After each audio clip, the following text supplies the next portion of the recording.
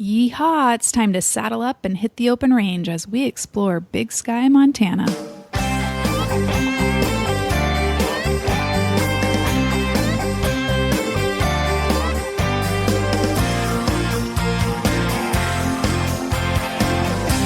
Welcome to Vacation Mavens, a family travel podcast with ideas for your next vacation and tips to get you out the door. Here are your hosts, Kim from Stuffed Suitcase and Tamara from We Three Travel. So Tamara, it's time to talk about the destination that both of us went to this summer, and that is Big Sky, Montana. So you more recently have just come back from there, so I thought we'd start with you. Did you fall in love with Montana like we did? Absolutely, we did. I mean, all the pictures I've seen, I kind of had an expectation that I was going to love Montana. And I think part of my question was, would we love the ranch like as much as people have said they love ranch vacations? Since we're not, horseback riders, and we haven't done a lot of camping, and we enjoy hikes and outdoor things. But this is totally a new vacation for us. So, but we loved it. Absolutely. I mean, it was something that I think my husband's already been telling all kinds of people about it and trying to convince people that they should give it a try. And I think it's great. It's beautiful out there. Yeah, definitely. So we talked quite a bit about dude ranches at one point, but I think it'd be good to get more specifically, like your firsthand experience being new to dude ranch vacations and heading out to Montana. So how did that happen, or how did that all work out? So it was a 1-week trip for you guys? Yeah, it's 1 week. Well, we were there in the area generally about 10 days because what we did is we tacked on doing Yellowstone with the Dude Ranch vacation, because it was kind of our goal to hit some of the national parks this year. And we just felt like, if we're out there, it would also be really great to stay on a ranch. And, so I started looking into it. And really, a lot of the ranch vacations, you can do a shorter stay, but a week is really recommended. And so that's how we ended up with like 10 days. We're, doing a couple days in national parks, and we picked one that was really close to Yellowstone. I mean, we were probably only 45 minutes to an hour from the West Yellowstone entrance. So we not only did Yellowstone and Grand Tetons before we went to the ranch, we actually, one day while we were on the ranch, we went back to Yellowstone for a full day. So it was really, really convenient to kind of combine those two things. But we stayed at the 9 Quarter Circle Ranch, and it's in the Gallatin Valley in Gallatin Gateway, which is probably like 30 minutes from Big Sky and like an hour from Bozeman. So you can fly in and out of Bozeman. And it's, if anyone has like listened back to the episode about dude ranches, Colleen from the Dude Ranch Association kind of talks about how there's different types of ranches. There's like your working ranch where you're out there actually like roping cattle. There's your in between like normal dude ranch. And then there's your luxury ranch where there's also things like spa and gourmet meals and, all kinds of other activities. And we were at, more of the typical dude ranch, which I think, I don't know, there's something about like dude ranch to us. Like we kind of wanted that more slightly rustic experience, like it just felt more appropriate to what we were doing. You know what I mean? Yeah. Like there's tons of ranches. I think they said there's like 20 ranches in that general region. So anyone, you can find something, for anyone. There's one up the street that was, I think you could stay just for a night if you wanted to. But what I liked about this one is it wasn't on a main road. So you went off of the main highway about 5 miles, like on a gravel road. So when you took your trail rides, like you were out there, like there was nothing else around, so you really had that full experience. It's not like you heard trucks going by in the night. You know what I mean? Yeah. Yeah. So really it had a really, in the country. That's cool. Yeah, really in the country. And it was really, I keep using the word wholesome because I can't think of another way to describe it. I mean, we've talked about unplugged vacations, and it's, definitely there are no TVs. There's no cell service. There was some Wi-Fi, and Glenn and I were both kind of saying like, we almost wish that there wasn't, because like once then we knew it was there and we checked email, and you get like sucked into some other things. But even though we were doing that, like the girls, they were not on their devices like at all. They were out there like playing with the other kids and, just sitting on a swing reading, or up at the lodge playing board games or checkers. And it was really just, cool. Yeah, it was just so like natural and wholesome. And you ate together. So the ranch that we stayed at, 9 Quarter Circle, they have a cool thing where the adults have happy hour at from like 5:30 to 6:30. And then the kids eat at 5:45. So the kids all eat together. You don't eat. There's like a couple of different special events that you do as a family, but they love it because the kids like really get to know each other and they have fun. And then afterwards they go out and they play on the playground and they play tag and they do whatever, and you don't even worry about them because they're safe. They're fine. You don't have to worry at all. Like they don't have to check in with you really. It's not like, most all-inclusive resorts, like there's a kids club. There's like something official, right? Right. And you still have to worry about, just what else is around and who could come by and what could happen to them. And here it's just like, okay, see ya, be back at the cabin by dark. Like it was really just very casual. And I know like, obviously I was with 12-year-olds and there were a couple of toddlers there where there was a babysitter, but the others just kind of, they hung out in a group and they made friends. And then for the adults, like we were chatting at happy hour, then we went to dinner, and every night they would move people around. So you're sitting with different people and you're really getting to know everyone. And I would say like halfway through the trip, they'd already created a Facebook group just for like the people that were there that week. And people were like friending each other on Facebook and sharing pictures and passing around email addresses. And then, some of us ended up on the same flight back. And so people were, like you're waving to them on the plane, and it just became like this real community. I don't know how to describe it, but if you're there for only a few days, you're definitely not going to get that full, like just that full experience. Like there was something about being there that full week, because there's also events throughout the week. So like the ranch we went to, Sunday night, Sunday is the day most people would get there. So you're just settling in. And then the next night they had a guest and crew softball game. And, people were just playing. There's like, 15 people in the field, and the little kids just get to hit until they hit something. And, just like totally for fun. And then Tuesday night, there's a steak fry, which is basically just like a cookout. And then they had a campfire with s'mores, and one of the wranglers, or actually I think one of the chefs, had a guitar, and they were playing and singing campfire songs. So just, again, like just good old fashioned fun. And then Wednesday we were in Yellowstone, but there's not like an official event that day, which is why we picked that day to go. Thursday was a hayride, which it was funny because in our group, there were a few people from the UK, and they had never had s'mores. They had never been on a hayride. So it was just like watching their reactions was so fun too. But, they had these big Clydesdale horses that just took the wagons around. And so that was good. And then Friday, usually what would happen during the day is there was a morning ride and an afternoon ride, and you could sign up. Like you don't have to do both. You don't have to do either. You could also go fly fishing or hiking or just hang out. But instead of doing an afternoon ride on Friday, they pushed it to 4:00, and you ride out to dinner. So you do like a 2-hour trail ride, and then you arrive like where there's like a cookout, and you have your like picnic dinner there, and then you ride back at sunset. Oh, and that's it was just really nice. That sounds perfect. And I would love that. Yeah, it was just great. Like everything was just like such an experience. And then Saturday, the last event in the evening was a barn dance. And like if you've like when you meet my husband, like you'll know, like we are not like square dancing kind of people, but it was, we put on our Western gear. I had my Wranglers, and all that stuff. And we went, the dances in the barn loft. So you just like go up the stairs. They have a real like square dance caller that teaches you how to do it. And he's swinging your partner round and round, like that whole thing. And he has a record player, like an old fashioned record player. And everyone does it, like everyone. I couldn't even believe there was a bunch of like 10, 11, 12-year-old boys.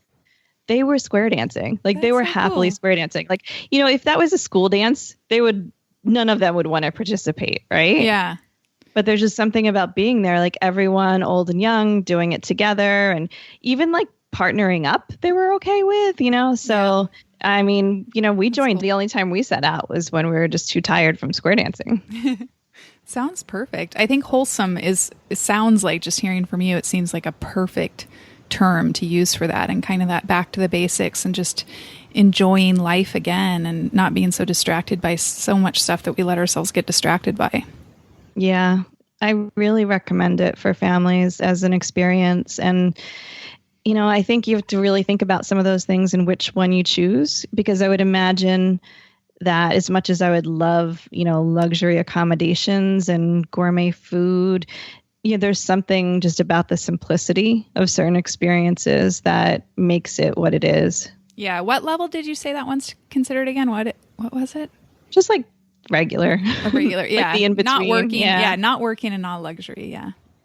The only thing I would warn families about is if you have a really picky eater, then it's something you should probably ask about, because I did ask, and they can definitely accommodate like food allergies, you know, dietary restrictions if you talk to them in advance. At the same time, if I was you and I had a child with a nut allergy, I would really be extra careful, because there were definitely, all the desserts were homemade, which, by the way, they made homemade desserts for lunch and dinner. It was ridiculous. But a lot of them had some nuts in them. So it's something like, you know, just in terms of people washing their hands or things like that, you would want to be careful about. But there was no menu. So it wasn't like, oh, I'll have, you know, the chicken fingers or the burger. It was, you know, it was served family style, and you get what you get and you don't get upset. Yeah. Like it just is what it is. Like we had, but most of it is like average comfort food. You know, right. One night was hot dogs and hamburgers. One night was steak. There was lasagna. There were quesadillas, tacos, you know, stuff like that. They also have so many other sides and things that even if you didn't like one part of it, you probably, which is always like, fill up on the others. Yeah, that's what I always did with, you know, just with our family, is I just made sure there were sides that people would eat if they wouldn't eat like the main course. Cool. And I think even the pork tenderloin, they served the kids pulled pork sandwiches. So that was a little bit, you know, it was a little more casual. And even with the salmon, they did like salmon cakes, like almost like crab breaded cakes. salmon patties, you know, versus like just like the broiled salmon. Yeah. So, well, I'd be up for any of that. It sounds delicious to this Kansas, Seattle girl. So yeah, that's Perfect. true. It's well, I think it sounds cool because you were in a very similar region of Montana where we were. And yeah, we did some same things, but I know you guys did a lot more. So, I mean, I can talk to the ranch experience, but you can talk to a little bit more of the overall Montana. Yeah. So Montana is such a huge state. So we just talked to Southwest Montana, which the cool thing about Southwest Montana is it's nestled kind of in between Glacier National Park and Yellowstone, that same west entrance that you mentioned. And that's actually the entrance when we did our big Seattle to Missouri road trip. That was the one we entered through, and then we left out of the south. But the Southwest Montana area, we actually flew into Helena and did a week-long trip of just kind of driving around doing all these things. So I'll mention a few of the things that we did because we did just fall in love. I mean, I can't tell you how many times I told Paul, I said, just look at that blue sky and the green grass, and it's just so beautiful. I don't know what's different about it. And like I said, I live in the Pacific Northwest, but it was just beautiful. I loved it. I was telling him all the time, take a picture. He's like, Kim, I have 18 pictures outside of this window. I think I'm good. I think there's a reason though why they gave like Big Sky a name. You know, it has that just big, beautiful sky. Yeah. It was dry when we were there, so no green grass, but everything else is still beautiful. Yeah. So us going at the end of June, they said it was so perfect because thankfully it had warmed up a bit, but we didn't. Yeah, we still had all the gorgeous greenery and stuff, so it was perfect. But some of our favorite things, I'm excited to talk to Lizzie about what she thought from a kid's point of view. But like I said, we flew into Helena. One of the cool things in Helena that we did was we hiked. They have a kind of a mountain in the city center. It's called Mount Helena, and they have a city park, and we parked there, and then we hiked up to the top.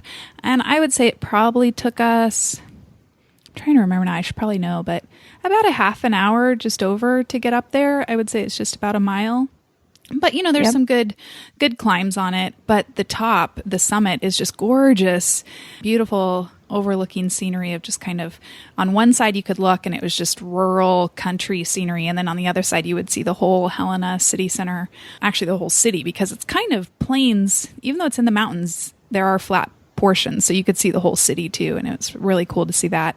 And beautiful hike, just kind of varied. We went past limestone cliffs and there was this cool limestone cave. And then we also hiked just natural trees. And then it was also just paths kind of down a side of a grassy mountain. And we found a geocache spot there. So that was a lot of fun. That's cool. Speaking of those limestone cliffs, like one thing that we did when we were in Bozeman is we went to the Museum of the Rockies, which is part of the university there.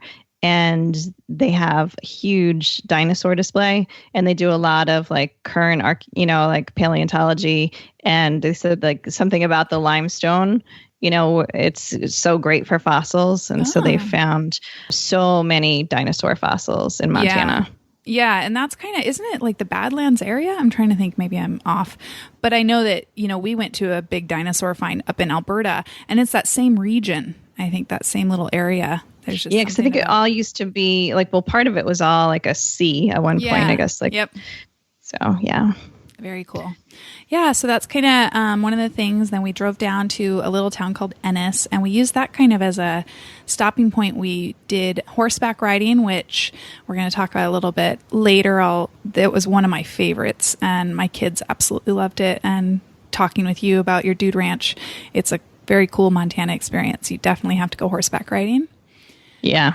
And we also, from Ennis, we went over kind of by your region, and that's near Big Sky, and that's the Gallatin River Valley, and that's where we did some zip lining. We were originally going to do a river float trip down the Madison River, and it was all organized, but then it turned out they were a little worried about Mia, since she's pretty slender, and the river, I guess, was still pretty cold in June, and so they were a little worried that she might get miserable and cold on the float trip, so we switched over to zip lining. And that was a definite fun experience. I wrote about it on my site, so I'll link to that in the show notes because I had a couple of tips if you're thinking about ziplining, kind of what I would recommend. And I would say one other thing on like the float trips or the whitewater rafting is we had actually signed up to do whitewater rafting probably right in that same area that you were. And because we were there at the end of the season, the end of August, the river was actually too low, so they canceled it.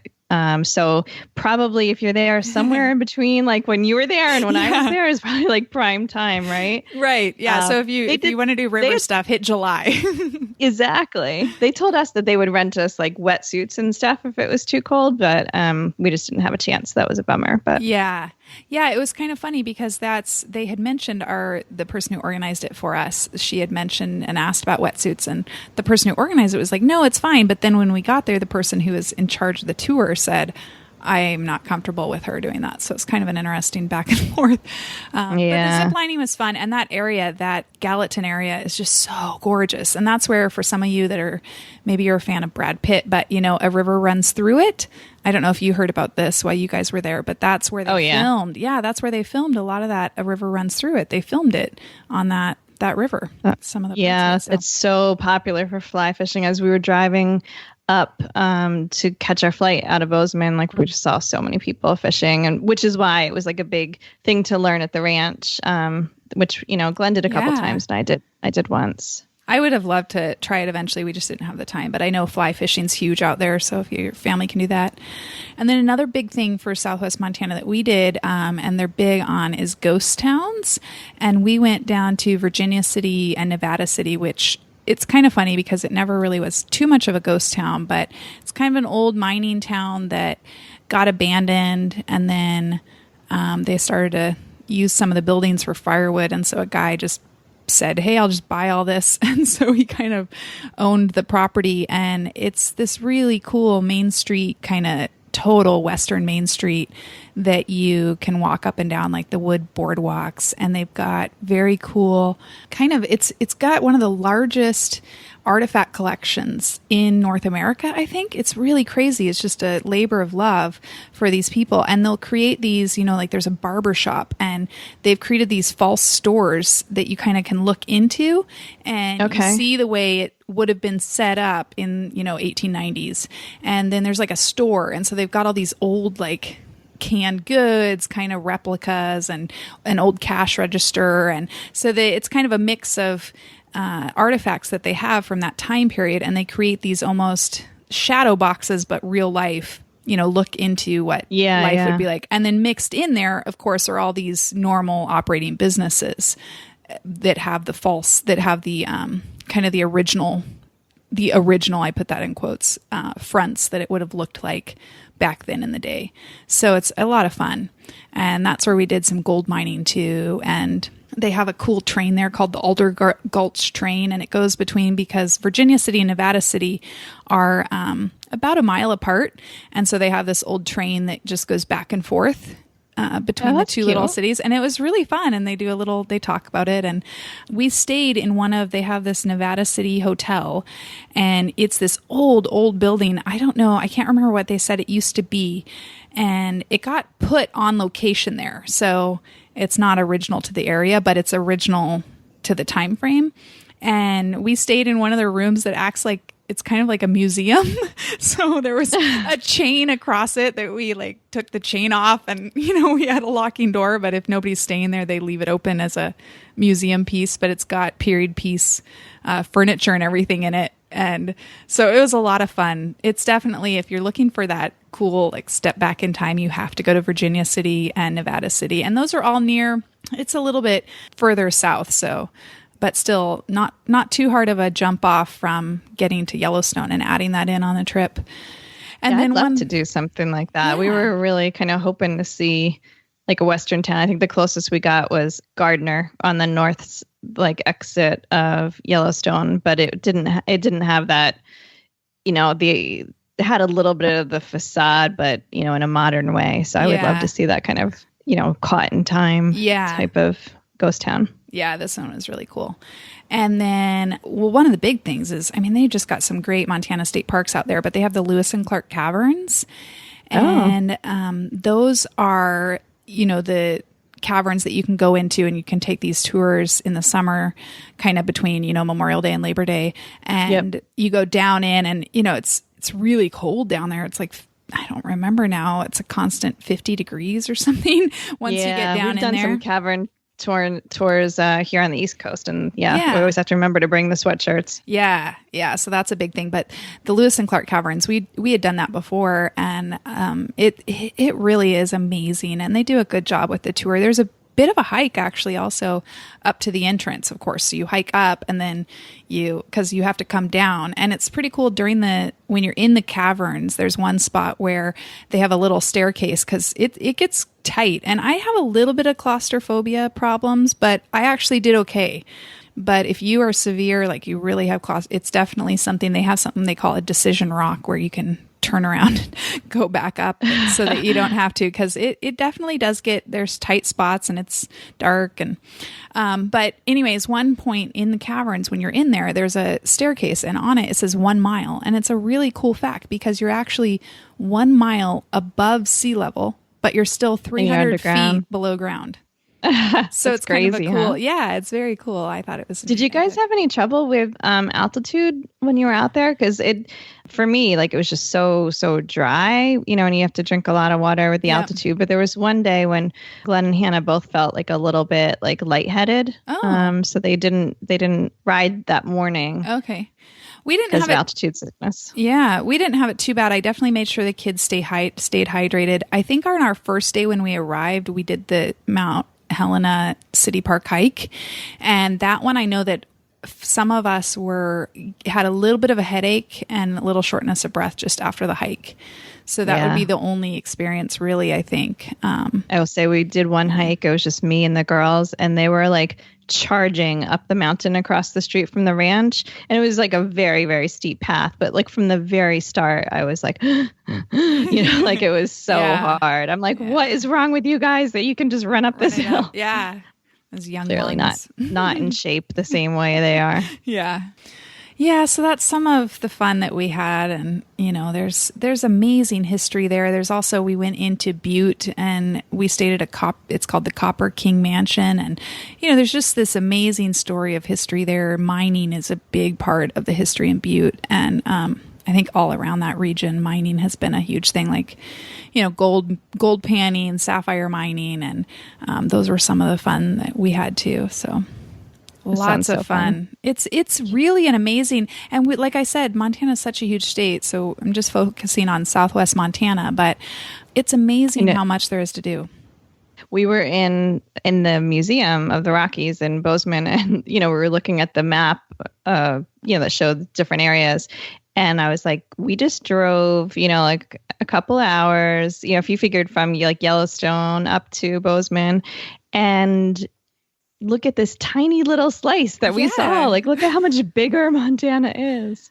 I really want to go back because I really do want to do Glacier. Like that's high on my list. And so actually Brianna from Crazy Family Adventures. Yeah. And she was on earlier talking about RV living. They've been there for a while and their pictures are just making me so jealous and so want to go. I know. I saw on Instagram, she shared the mountain goats were like walking right with them. I mean, she's probably, what would you say that is? I would say 40 feet in front of her. Oh yeah. Two mountains goats crossed. Cool. It's insane. Very cool area. I would definitely recommend it. I think it's great, especially if you have a lot of extra time. I mean, do like either Yellowstone to Glacier and hit the Southwest Montana area for some cool, caverns and horseback riding. And then also the ghost towns are huge over there. And like, Tamara said, there's some great museums and stuff, but definitely think that it's kind of an overlooked state, I think, for tourism. But I think especially for families, and it's got a lot to offer. Yeah. Well, I guess we'll hear what your family thought about it, right? I think so. Yeah. I'm excited to talk to Lizzie, and I haven't talked to her, so I don't know exactly what she's going to say. So it'll be exciting to see what she's going to mention. I know she'll mention horseback riding because she's talked about that a lot. So I know that'll be on her list. That was huge for Hannah and her friend. I mean, both of them are just like, we were driving away and they were like yelling to their horses, "Bye, Lou, bye, Apache, we love you, we're gonna miss you." So like they loved, and the fact that you get to be on the same horse for like a week when you're at a ranch. Really cool. They were very bonded with their horses. Yeah. Very cool. Well, okay, I guess we'll talk to Lizzie and find out what she has to say about Montana.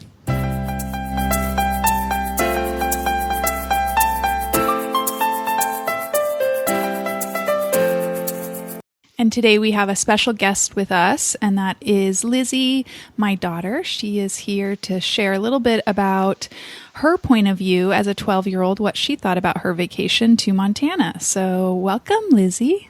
Hi. Well, Lizzie, I'm glad that you could be here because we had my daughter Hannah on a few months ago when we were talking about Iceland. So I think it's great to hear the kids' point of view. Yeah, I'm excited to be here. So why don't you tell us a little bit? We just took a trip to Southwest Montana, and I thought it would be fun to find out from a 12-year-old's point of view, what were your 3 favorite highlights from that trip?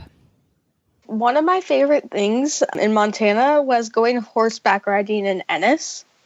It was really fun. I had so much fun. It was wonderful. It was just so cool to be in the middle of nowhere, just riding on a horse.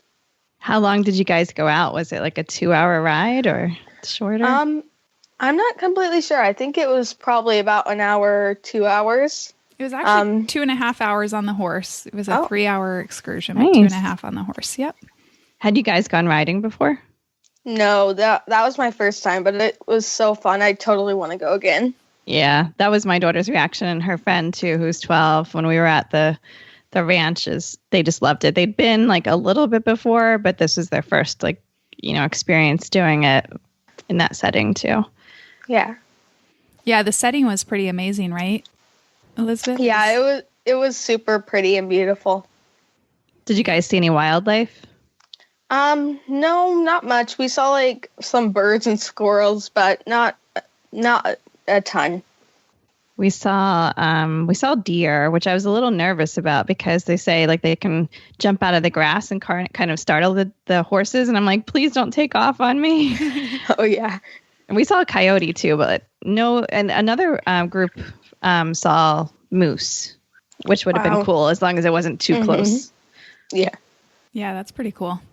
Yeah, we didn't see too much wildlife, but definitely the scenery was beautiful because we were up in a lakes region. Do you remember that, Lizzie, riding past all the different lakes? And Yeah, that was really fun. there was one special lake. That's Do you cool. remember that one? It was called Axolotl Lake. Oh yeah, I remember that one. I don't think we saw any of the axolotls, right? I didn't That's what see they one. have? Yeah, the lead horseman who was organizing our tour, he saw one right when we were riding up, but we didn't see one. But I guess they're a really rare kind of, they look kind of like a salamander type fish, and they're really rare, and they're only in this lake, and it's kind of cool. Yeah, it's really cool. Yeah, but so what did you think about riding, Lizzie? Was it hard? I didn't think it was that hard actually, but I think part of that was that the horses kind of knew where to go, because I would assume that the horses had rode that route before, like had walked on that route, whatever It's you'd nice call how a horse moves. That's nice when you can like sit back and just look around and let the horse do what they know what to do. Yeah. The hardest part for me probably was to like balance on the horse, like not lean to the side at all. So, yeah. Yeah, and I think it was funny because some of the horses had kind of some wanted to be the leaders. Do you remember that, Lizzie? And Yeah, my horse always went around the other horses and got to the front. I had one like that. She kept like going off path and then like wanting to cut a little bit. She got a little annoyed when the horses in front of her were slow. that's kind of what we had experienced. Sometimes some of them would try and run off, and we'd be like, "Wait, Lizzie," and she'd say, "I'm trying." Now, did you guys mostly walk or did you trot too? We walked most of the time, but every once in a while we had like a space where we could just have our horses trot or like even go really fast. So Yeah, the horses would open up sometimes, and we'd all be like, "Oh, what's going on?" Because they followed each other. And Oh, yeah. To me, like I was happy that I was able to stick to beginner rides mostly and just do like walking and trotting, because I think my last day, like Hannah and Genevieve were like really excited to lope, which I guess is the next step up. Instead of English cantering, it's loping in Western. And they were excited to do that. I was like really nervous. And the last day I was on a different horse who was like, they called it a meatball. So it was kind of like a chubby horse. And the saddle kept shifting because I guess just it's so like kind of big around, and it took off one time and started like just the beginning of loping, and I felt like I was like tilting to the side, and I'm like pulling back. I'm like, "You are not even trotting again." I'm like, "No way." yeah, I don't know. Like, I mean, I think the kids were super excited to go fast, and I was just nervous. Like I was going to go flying. yeah, I wanted to go fast. I didn't get to go fast a whole bunch because a lot of times there's a ton of turns, but it was just so fun anyway, like walking, trotting, running, whatever. It was just really fun. Did you like where we ate lunch? Yeah, the view was amazing where we ate lunch. Like we could see this lake, and there was like a ton of trees, and yeah, it was just beautiful. It sounds like you're going to have to pony up for some trail rides or something there, Kimberly.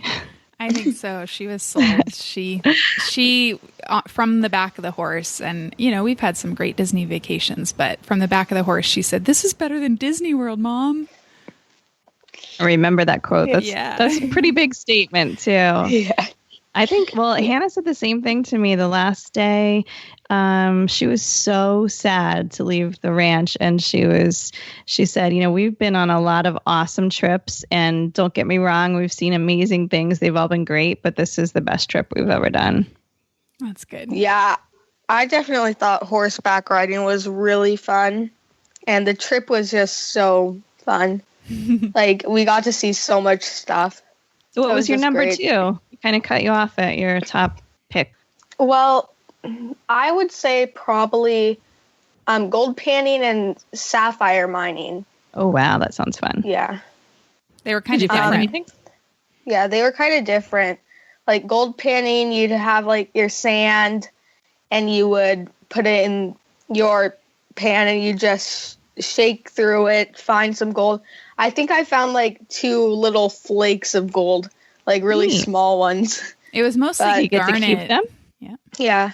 Mostly it was just garnet and amethyst, but it was still really cool.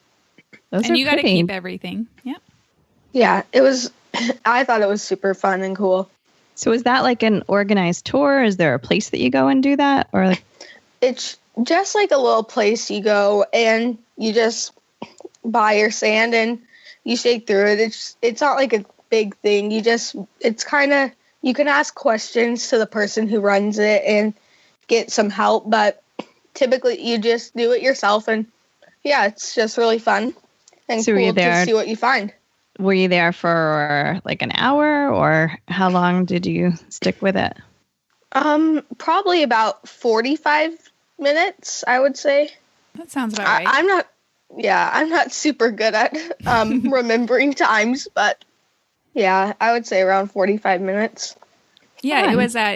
we went to a place in Virginia City, and this was actually nearer to Nevada City, which they're only about a mile apart. And it's kind of a pre-set up little, almost like a museum type place, but it's just a little mobile home, and you can get your little scoop of dirt in your pan and you go over to some of the wash bins, and that was it. So it was fun. And then sapphire mining was very different though, wasn't it? Yeah, that for sapphire mining, you had to like shake it a certain way, and you found mostly sapphires. Like you didn't find much other stuff. I think I found like a piece of, I don't actually know what it was, but it was mostly sapphires that you found there. Unlike gold panning, you found like a ton of garnets, amethyst, and you didn't find much gold. But sapphire mining was super fun because you had your sand, but you had to like get it wet. You shook it in certain ways. You like went through all of it, and if you shook it correctly, you would find all the sapphires in like the middle. And it was just kind of different than panning for gold, but it was super cool still. I think that sounds like a lot of fun. It was fun. Yeah. You got a big 5-gallon bucket of dirt and then kind of this just mesh screen. And they showed you did this like rock and turn, cleansing method. And if you did it the right way, when you would flip it over on your search through table, they would be kind of nestled right at the bottom in the middle. So it's kind of fun. And then what was your third one, Lizzie, for your third highlight from our trip to Montana?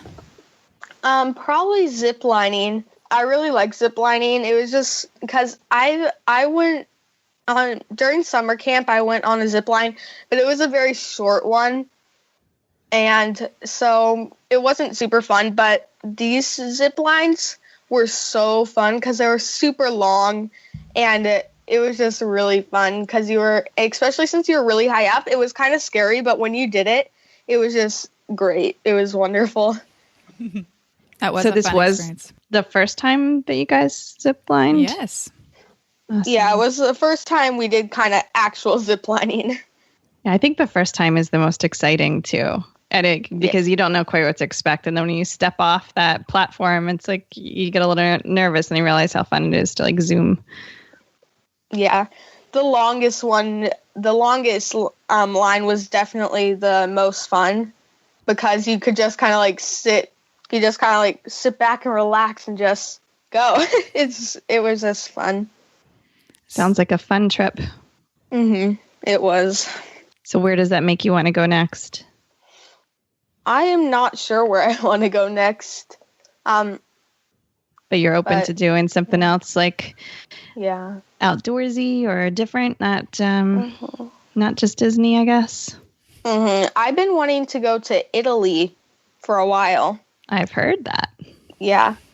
So we'll have to make that happen. I think that sounds like a good trip. I haven't ever been to Italy, so I want to go too. I always want to go to Italy. Yeah, Tamara can help us since she's the Italy planner. I will. Well, what do you think about family vacations, Lizzie? Do you like them? Yeah, I think they're fun. It's just a nice time to spend time with your family and just hang out and relax and have fun. So, yeah. Very cool. And we will ask you, since you're our guest for the week, we're going to ask you our question that we ask all of our guests. I know you're very excited about this one. So what do you like to wear when you travel? I like to wear, well, for my pants, typically I either wear leggings, yoga pants, or sweatpants. And then for my shirt, I wear like a t-shirt or a sweatshirt. A lot of times I'll just wear a t-shirt and then bring a sweatshirt with me, just in case I get cold.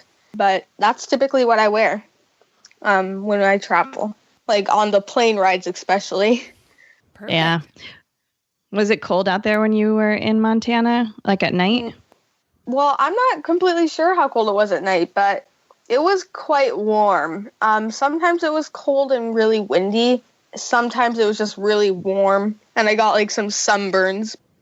We had that too. We had cold nights, but then definitely hot, dry days and wind like in the afternoon.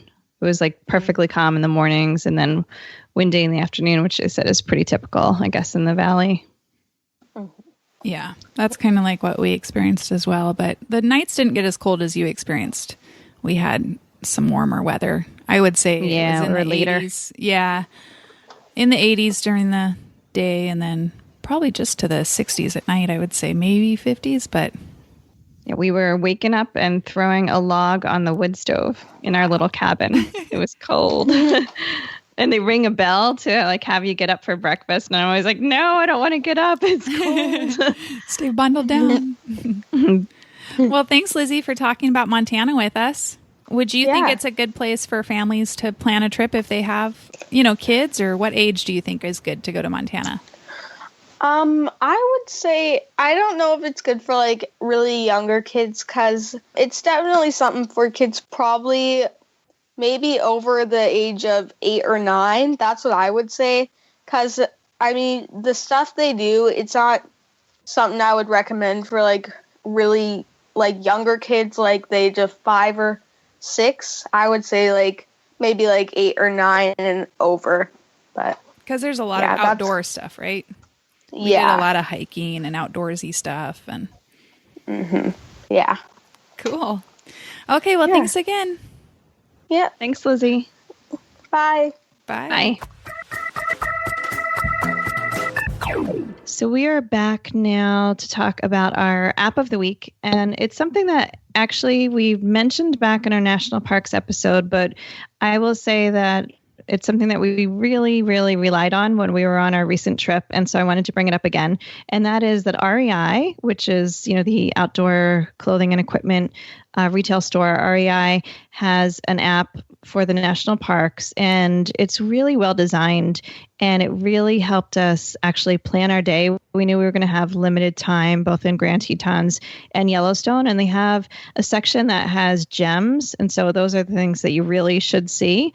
And then there's also a way to sort it by like family friendly, so we're able to see like which hikes were family friendly, and then for each hike it actually showed like the elevation gain. It showed the, the total miles, but then also like how long it would, you would expect it to take, because, if you walk a mile in 15 minutes, you're not necessarily doing that when it's uphill, so it was really helpful. It gave a description. So we really relied on that app a lot, both in Yellowstone and the Grand Tetons. So I would highly recommend it if you're visiting any national parks to check out the REI app. Sounds very helpful, because I know that's one of my big struggles with taking hikes with the kids, is just kind of knowing that, okay, how far exactly is it and how hard is it? Yeah, like I had the Lonely Planet guidebook, and it was organized by like day hikes and overnight hikes, and it had all these different sections, and it was really confusing and a little overwhelming to sort out like which ones were really going to be appropriate, and also out of all the ones there is to do. I mean, you know how big Yellowstone is, like what could we really fit into our day? Very cool. Great. Well, I just want to give a shout out because we had a comment from Suzy on our Facebook page, and Suzy had some a great find because of our podcast on using Priceline. She got an express deal for the exact hotel that she was looking to stay at in Washington, D.C., but she got it for like at least $70 cheaper than what she could have reserved it as the lowest price guarantee on Marriott using her AAA discount. So she was really excited that the Priceline podcast helped her save money, and So we're excited to hear that. So congrats, Suzy, and thanks so much for your comment. And we'd love to hear from you guys. You can leave us comments on Facebook or wherever about how our podcasts are helping you too. Yeah, I kind of love how we're getting, comments on Instagram and Facebook messages and Facebook comments and, reviews. And it's kind of like wherever you're most comfortable communicating with us. That's great. And I guess also thanks, Bethany. And if you guys have not listened to that episode about Priceline, you should go back and give it a listen. Yeah, absolutely. If you need a hotel, go listen to that episode. Great. Well, we are going to be signing off this week, but we have got a brand new episode coming to you next week, and we are going to be talking all about fall in New England, which I know is a popular road trip and fall destination. So I'm excited to talk to Dana about that. Yeah, maybe by that time I'll actually be excited to think about fall, because right now I'm still in denial about summer being over. It is a little sad. It's dreary and rainy and cold here in Seattle today, so I'm already mourning because it feels like fall came a little too fast. Sometimes we have beautiful Septembers, but I'm not sure. Hopefully it'll still come back. But yeah. All right. Well, we will talk to everybody next week. Thanks for listening. Thanks. Bye.